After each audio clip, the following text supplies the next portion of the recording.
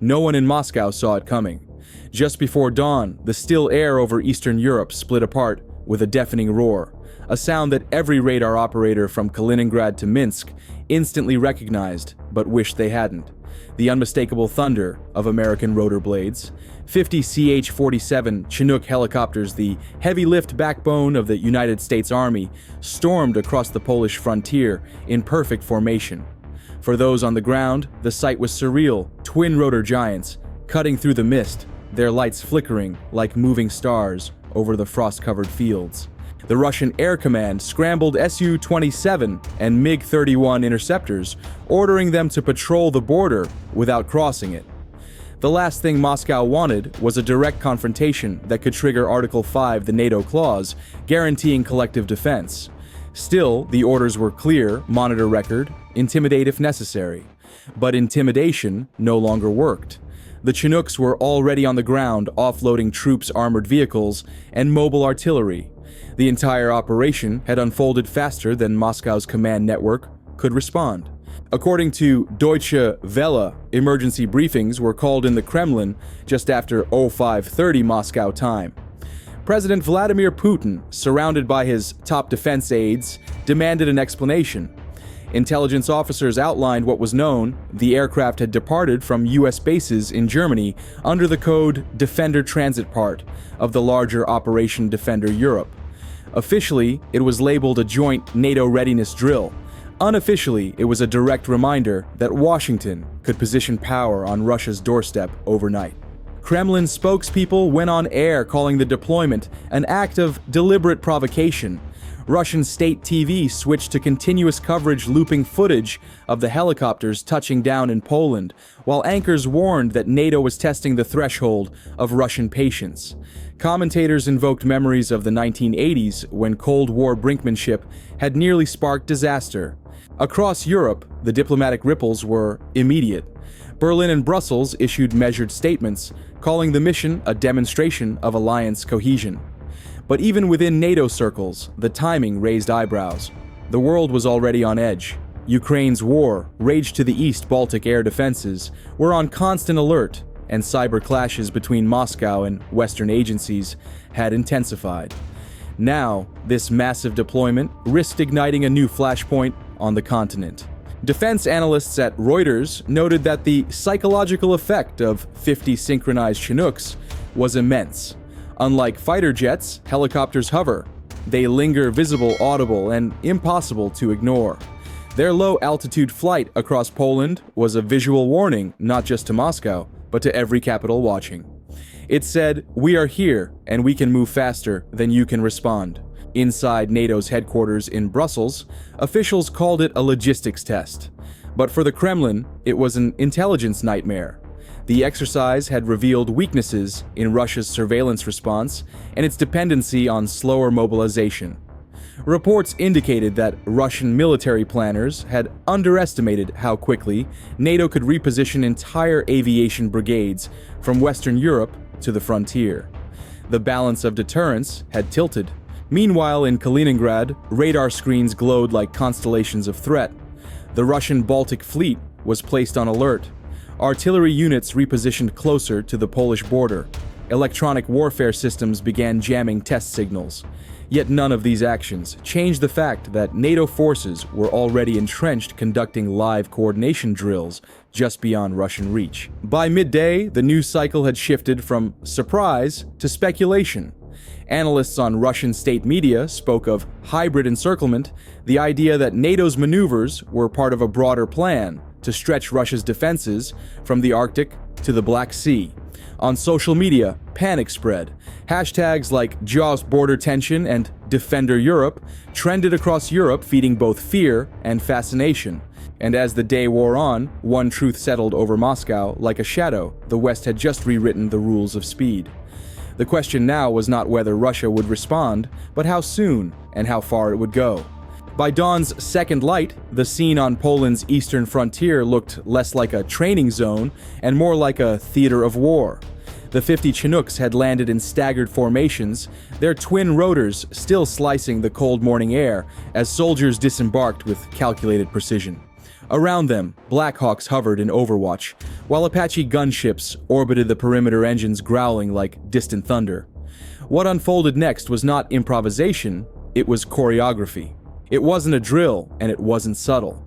At 0400 local time, air tracking screens across Russia lit up in panic. Dozens of radar signatures were converging toward Poland's eastern flank, a few dozen kilometers from Russian soil. The question inside Moscow's defense ministry was immediate.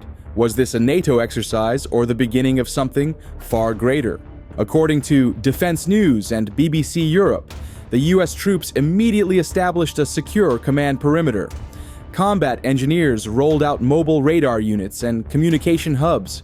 Portable fuel stations appeared within minutes, while armored strikers and light artillery vehicles emerged from the belly of the Chinooks like iron beasts unleashed.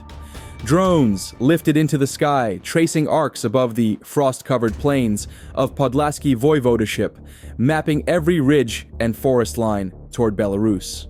This was no routine logistics exercise. It was a full demonstration of what military strategists call force mobility, dominance, the ability to deploy, assemble, and project power before an adversary can react. NATO officials later described it as deterrence in motion. The message to Moscow was clear: America can reinforce the Eastern Front in hours, not days. Satellite images released by commercial firms that morning confirmed the extraordinary sight rows of heavy-lift helicopters parked wingtip to wingtip, surrounded by an expanding field of activity. From space, it looked like a steel swarm stretching across the Polish countryside. For Polish civilians living nearby, it was the loudest assurance of safety they had ever heard. But for Russian analysts watching the feeds, it was a nightmare come true. Inside, the Kremlin intelligence reports warned that NATO was simulating rapid invasion response drills. Some within the Russian general staff feared the operation was a rehearsal for establishing a permanent forward base. Others argued it was psychological warfare, a way to expose Russia's sluggish reaction capability. Either way, the symbolism was unmistakable. The West was showing that its military machine could appear at Russia's doorstep overnight, fully armed, fully coordinated, and entirely legal under NATO's defensive mandate. In Warsaw, Prime Minister Donald Tusk praised the operation as a visible guarantee of alliance protection. German and Baltic officials echoed the sentiment, calling it the most significant display of US readiness since the end of the Cold War. Yet beneath the applause, concern simmered. What if Moscow misinterpreted the signal? What if this show of deterrence crossed the invisible line, separating caution from provocation? By mid-afternoon, NATO forces began live-fire rehearsals. Mortars thudded in the distance. Convoys of troop carriers rumbled down frozen roads. Portable command tents lit up with screens displaying real-time battlefield simulations. The exercise, code-named Operation Shield Eagle, had begun. American officers described it as a test of coordination under pressure, but analysts in Brussels saw more a geopolitical performance crafted for an audience in the Kremlin. As twilight fell, the horizon flickered again, this time from the reflection of searchlights scanning the border. The Chinooks stood motionless, their engines cooling their silhouettes dark against the blood-red sunset. To those watching from Russian observation posts across the line, it resembled a silent invasion frozen in time. And somewhere deep in Moscow's defense command, the silence was broken by a single phrase muttered under breath. They're not warning us anymore. They're preparing us. As the last Chinook rotor slowed to a halt, Moscow's countermeasure machinery began to move. Within hours, reconnaissance satellites shifted orbits, scanning every inch of Polish territory bordering Belarus and Kaliningrad. The Kremlin wasn't shouting anymore. It was calculating. The Russian General Staff ordered its Baltic and Western military districts onto heightened alert. Armored brigades rolled out from depots, missile transporters moved beneath camouflage nets, and command bunkers buzzed with encrypted traffic. According to Reuters and Al Jazeera English, the first response came not in the air, but in cyberspace. Russian electronic warfare units launched localized signal disruptions across border regions. GPS interference spiked over northeastern Poland and Lithuania. Civilian aircraft briefly reported navigation anomalies. though NATO control centers quickly rerouted flight paths. It was a warning, a quiet one, but unmistakable. Moscow was reminding the alliance that escalation didn't always require a shot fired. According to Defense News and Reuters, the operation had begun quietly the night before at a U.S. Army air base in Germany. Under total blackout, engineers fueled up the massive aircraft technicians, secured cargo pallets labeled forward mobility assets, and pilots conducted last-minute checks. Then, one by one, the Chinooks lifted into the night sky, their rotors chopping through the cold air in synchronized rhythm. Their destination, Poland's frontier near Suwałki, a strategic strip of land often called NATO's weakest link, the narrow corridor separating Poland from the Baltic states. At the same time, state-controlled media intensified the narrative. Russian anchors described the Chinook deployment as the largest U.S. military provocation since the fall of the Soviet Union. Analysts on Rossiya 24 claimed the helicopters carried long-range missile systems, an unverified assertion meant to fuel fear. Talk shows framed it as the beginning of NATO encirclement, while patriotic commentators urged preemptive exercises to restore balance. By that evening, columns of Iskander-M short-range ballistic missile systems were spotted moving toward Kaliningrad, a move later confirmed by Deutsche Welle analysts reviewing satellite imagery. Officially, it was part of a routine readiness drill. Unofficially, it was Moscow's version of a countermessage. We can strike too. Inside the Kremlin, President Vladimir Putin convened an emergency meeting with his top security council. The televised images showed him seated in silence, fingers pressed to his chin, listening as generals outlined NATO's latest maneuvers. The decision that followed was both tactical and symbolic. Russia would launch its own large-scale military exercise, Operation Resolve, across its western frontier. Armored divisions would mobilize missile batteries, would deploy to forest edges, and fighter squadrons would trace the border in sweeping loops, visible to every satellite. But behind the spectacle lay something more fragile: fear of speed. Moscow's greatest vulnerability had been exposed. The Chinook operation proved that the United States could mass an entire brigade in less than 12 hours. Russian commanders knew their own logistics couldn't match that tempo. Their deterrence strategy built on heavy artillery, and distance suddenly looked slow in a world ruled by airlift and mobility. Across Europe, markets trembled, oil prices ticked upward, and defense stocks surged. News anchors spoke of Cold War echoes and border brinkmanship. Citizens in border towns stocked essentials. In Poland, local mayors coordinated with NATO command to review emergency evacuation plans. Late that night, as Russian jets circled Kaliningrad and Polish radar systems hummed on high alert, the skies flickered with the invisible noise of modern warfare, signal jamming drone reconnaissance and counter-tracking pings. Both sides were now fully awake. The drills had become dialogue spoken not in words, but in movement. And while the world's headlines screamed deterrence, those inside the war rooms saw something colder, a chessboard narrowing to its final moves. Each maneuver carried weight, each hesitation risked disaster. The next day, Moscow's state television declared confidently, "Russia will not be intimidated." But behind that line, even the propagandists paused, because intimidation was no longer the point. Exposure was. NATO had shown how close it could come, how quickly it could arrive, and how loudly the silence between helicopters could echo. And for the first time in years, the Kremlin understood that the next war might begin not with fire, but with speed. By the next morning, the situation had shifted from spectacle to standoff. Both sides had drawn invisible red lines in the frost. NATO forces continued drills along the Polish frontier, while Russian armored columns rumbled across Kaliningrad's highways in synchronized defiance. What began as a show of readiness was now a duel of patience, each maneuver a statement, each silence a calculation. By the time the sun rose, the noise reached towns across northeastern Poland. Farmers in Białystok stopped in their tracks as waves of aircraft thundered overhead. Windows trembled, Children pointed at the sky, and elders whispered about the Cold War returning. Witnesses recorded what looked like an airborne armada steel silhouettes gliding low, escorted by Apache gunships and Black Hawk helicopters, all marked with the insignia of the U.S. Army's 12th Combat Aviation Brigade. According to BBC World Service, NATO commanders framed their presence as deterrence through visibility. Generals emphasized that every aircraft, every convoy, was operating under alliance law. Yet privately, diplomats in Brussels admitted that the optics were dangerously close to confrontation. When both sides start rehearsing war, one European official warned history tends to mistake practice for intent. The 50 Chinooks had become more than aircraft. They were symbols of American reach.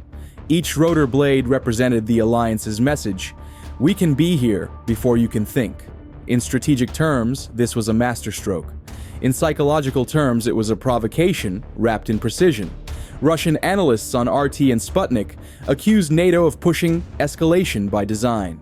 Western outlets countered that Moscow's own troop movements and cyber intrusions justified every measure. The truth, as always, lay somewhere between fear and pride. Across Poland, the air buzzed with tension. Convoys of US and Polish forces rolled through small villages, their headlights piercing the morning fog. Civilians watched from windows as columns of foreign armor passed by a sight unseen since the Cold War. Some waved in gratitude, others closed their doors in quiet unease. For border communities, deterrence meant living beside an army that could vanish or ignite at any moment. In Washington Pentagon, spokespersons maintained calm. Operation Defender Europe, they said, was pre-planned routine and purely defensive. But even insiders at the Brookings Institution admitted that timing was everything. The world had just watched a coordinated mass deployment at Russia's doorstep during one of the most volatile years of global tension. To allies, it was reassurance. To adversaries, it was pressure. Inside NATO headquarters, analysts reviewed intelligence streams. Russian communications hinted at internal disagreement. Some generals favored restraint, others pressed for visible retaliation, more flyovers, more artillery drills, more rhetoric. Meanwhile, Western think tanks warned that a single misread radar ping could spiral into catastrophe. Technology shortens reaction time, a defense news report noted, but it doesn't shorten emotion. The human cost of this readiness was rarely discussed. In the cargo bays of those Chinooks were men and women who had crossed half a continent overnight. They slept on the frozen ground near Suwałki, their breath fogging under floodlights. They checked equipment, reloaded, and waited for orders that might never come. They knew that their mission deterrence was built on the edge of uncertainty. One miscalculation, one stray missile, one misunderstood maneuver could transform their drill into disaster. By evening, the line between preparation and provocation had blurred completely. The Polish media called it Shield of the East. Russian networks labeled it encirclement. And somewhere in the middle, NATO strategists were asking themselves a question they couldn't answer aloud. How long can deterrence survive before it demands proof? The Chinooks stood as motionless silhouettes against the crimson sky. Their engines were cold, but their presence roared louder than artillery. Both sides had drawn close enough to see each other's fear, and both understood that fear once visible can't easily be contained. And as night fell again over Eastern Europe, the border slept, but the balance trembled. By week's end, satellite images told the story that diplomacy couldn't. The Chinooks still dotted the Polish landscape like metallic sentinels, engines dormant, but readiness unbroken. Moscow's counter-mobilization was complete artillery repositioned radar arrays humming and Kaliningrad's skies alive with fighter patrols. The world had entered a new phase of confrontation, a quiet one measured not in explosions, but in movement. Military analysts later described the deployment as a logistical earthquake. The Chinook, capable of lifting over 10 tons of cargo or more than 40 fully armed soldiers, is not designed for symbolism. It is built for speed, precision, and overwhelming mobility. In Vietnam, it carried artillery where no truck could go. In Afghanistan, it inserted special forces into valleys surrounded by Taliban fire. In Iraq, it was the lifeline that kept soldiers alive under siege. Now 50 of them stood poised within striking distance of Russian territory, a calculated show of readiness that no satellite could miss. According to Reuters and Jane's Defense Weekly, both NATO and Russian analysts recognized that the deployment had redrawn Europe's security map. The US had demonstrated unprecedented logistical reach, projecting power from Germany to the frontier in under 12 hours. For military strategists, this was proof that NATO's response time had evolved beyond Cold War standards. For Moscow, it was a direct challenge to its doctrine of regional dominance. In Washington, senior Pentagon officials called the operation a decisive success in strategic signaling. But behind closed doors, intelligence briefings warned that Russia's reaction was still unfolding. Cyber interference had surged across alliance communication grids. GPS signals flickered in the Baltics. Disinformation campaigns flooded social media, portraying the Chinooks as the first step of a Western invasion. Every rumor, every edited video clip became a digital front line. Meanwhile, European markets felt the chill. Energy futures spiked as traders braced for potential retaliation. Defense budgets in Germany and the Baltics were quietly reviewed for expansion. Across NATO, member states pushed to accelerate drone integration and rapid airlift capabilities.